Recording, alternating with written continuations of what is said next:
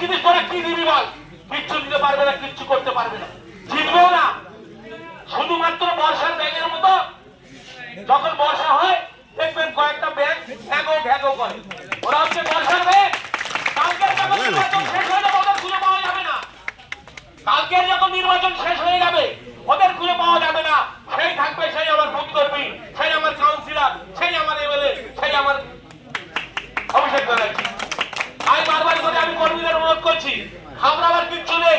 আরেকটা কথা বলছি, যেটা আমাদের যে সমস্ত ভোট ডিলেট হয়েছে, যে শতাংশ ভোট ডিলেট হয়েছে, আজকের দিনে আমাদের যেটা টার্গেট হবে, আমাদের সবসময় দেখেছি আমরা 80% ভোট কাজ করি, প্রত্যেক ভোটারকে বুথ পর্যন্ত পৌঁছে দেওয়া। আজকের কি আপনারা মনে করছেন যারা এখানে কান্না কাঁদছে, তোমার ভোটটা কেটে গেল, সিপিএম কংগ্রেসের লোকেরা তারা খুব খুশি? তারা জানে ভোট কেটেছে কংগ্রেসের, কেটেছে তৃণমূল কংগ্রেসের কেটেছে, তারা তো জানে সব ভোটার গুলো তৃণমূল কংগ্রেসে, তাদের তো ভোট নেই। তারা শুধু আপনার পাড়ায় গিয়ে বললো এই তোমাদের এত ভোট কেটে গেল, কই তোমাদের কাউন্সিলর, তোমাদের এমএলএ, তোমাদের এই কিছু করে না। তারা মনে মনে খুশি, যাক তৃণমূলের ওই কটা ভোট তো কমে গেল। আমাদের ওয়ার্ডে যদি 4000 ভোট কমে, তার মানে তৃণমূলের 4000 ভোট কমে গেল। ওরা জানে ওদের ভোট নেই।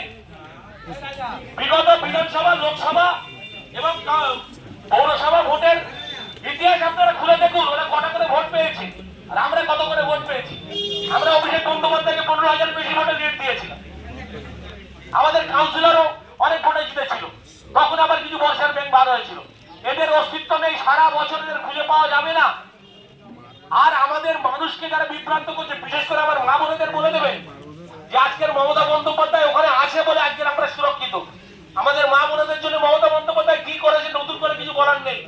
এটা বড় মিডিয়ে বড় বড় নেতারা বলে, কিন্তু আমি কর্মীদের উদ্দেশ্যে বলছি, আমাদের প্রধান কাজ হচ্ছে ভোট করানো। আমাদের প্রধান কাজ হচ্ছে